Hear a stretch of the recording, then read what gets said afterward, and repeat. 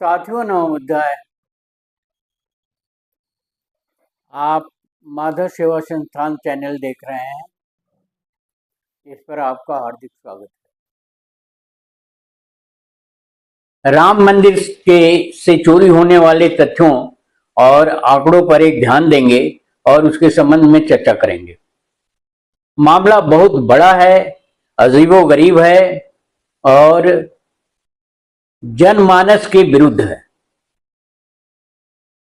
जो लोग धार्मिक हैं, बहुत धार्मिक हैं और जिन्होंने उसमें शिरकत किया है, मंदिर बनने में, चढ़ावा चढ़ाने में या अन्य चीजों में, उन्हें बहुत सदमा लगा है और उन्हें समझ में नहीं आ रहा है कि मामला क्या है। मामला बहुत गंभीर है, देश हित में नहीं है और आम जनमानस के विरुद्ध है, आम जनमानस के खिलाफ है और आम जनमानस के साथ धोखाधड़ी है। नियम कानूनों की बात छोड़ दीजिए, एसआईटी की जांच छोड़ दीजिए और अन्य चीजें छोड़ दीजिए जो नियम कानून के अंतर्गत है, उसे भी छोड़ दीजिए। लेकिन जनमानस के साथ जो खिलवाड़ किया गया है या जनमानस के साथ जो धोखाधड़ी की गई है, जनमानस के विश्वास को तोड़ा गया है, आस्था को तोड़ा गया है, उसके बारे में बात कर रहे हैं और वो एक बहुत अहम बात है और वो नियम कानूनों से भी ऊपर है। जनमानस का राम मंदिर पर से विश्वास उठ गया है और जनमानस ये समझता है कि ये धोखाधड़ी की जगह हो गई है, ये चोरी की जगह हो गई है, ये लालच और गुनाह की जगह हो गई है, न कि धर्म की जगह है। ये धर्म भी नहीं है। जो बातें मीडिया में, जो बातें जनमानस में, जो बातें चारों तरफ फैल रही है, वो तो यही प्रदर्शित करता है कि इतना छिछोरापन अगर मंदिरों में है, मंदिरों के संचालकों द्वारा किया जा रहा है, तो पवित्रता का क्या मतलब है? फिर आस्था का क्या मतलब है? विश्वास का क्या मतलब है? ये तो जनमानस के आस्था और विश्वास के साथ स्पष्ट धोखाधड़ी है। पहला तो मेरे विचार से मंदिरों की जगह अगर शिक्षा के केंद्र खोले जाएं या स्कूल कॉलेज और इस तरह की चीजें खोली जाए तो ज्यादा बेहतर है। जनता जागृत हो और उसमें कोई धोखाधड़ी भी नहीं है।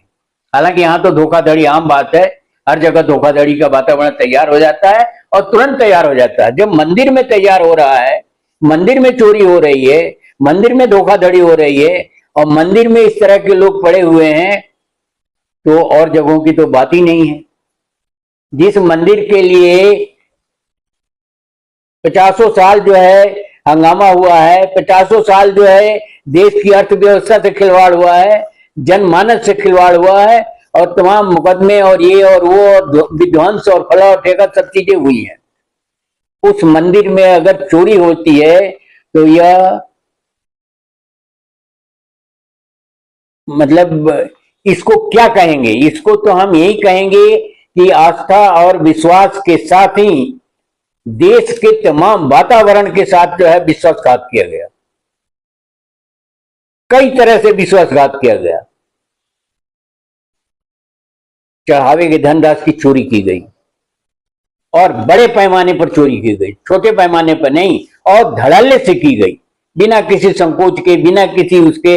और कहा जाता है ये पवित्र स्थल है, कहा जाता है राम से बढ़ करके कोई नहीं है। जब राम के मंदिर में आप चोरी कर रहे हो तो आप बड़े हो, राम का तो कोई अता पता नहीं है। मैं तो यही मानता हूं कि राम का कोई अता पता नहीं।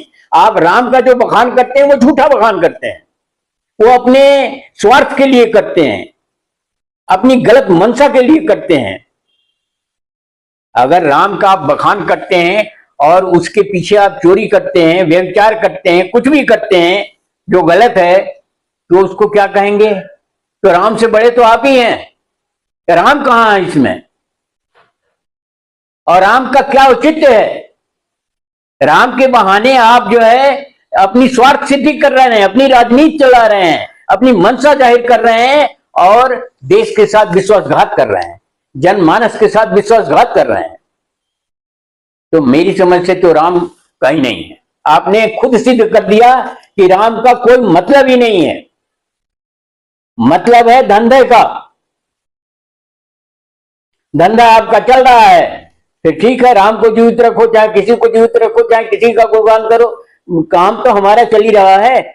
और आपने करोड़ों की चोरी करी, तमाम गहने और सोने चांदी की चोरी करी, कुछ भी नहीं छोड़ा आपने। अब बात उठ रही है, एक प्रशासनिक अधिकारी का कहना है, नाम क्या मालूम है, कि 5 करोड़ की एक रामचरितमानस जो है मढ़ी हुई, 5 करोड़ की लागत की एक रामचरितमानस हमने दान किया था, उसका कुछ अता पता नहीं। अब तरह तरह की बातें उठ रही हैं, तमाम चीजें उठ रही हैं कि इस चोरी में इतने लोग सम्मिलित थे, ऐसे ऐसे चोरी होती थी, बैंक कर्मी भी थे, ट्रस्ट के लोग भी थे। मतलब एक सुनियोजित तरीके से प्लान्ड वे में चोरी की गई और चोरी की जा रही है। और इसी राम मंदिर की ही बात मैं नहीं करूं, हर मंदिर की बात कर रहा हूं। अगर ऐसी स्थिति है तो मंदिरों का विरोध तो निश्चित है, क्योंकि मंदिर अपने आप में कुछ नहीं है। आपके प्राण प्रतिष्ठा से मंदिर में कोई जान नहीं आ जाती है। आप झूठ करते हैं, देश को धोखा देते हैं। तो मंदिर की टेक्नोलॉजी एक तो सिरे से मैं खारिज करता हूं, और शिक्षा उसकी जगह पर सबसे उपयुक्त चीज है, स्वास्थ्य उपयुक्त है, रोजगार उपयुक्त है। तो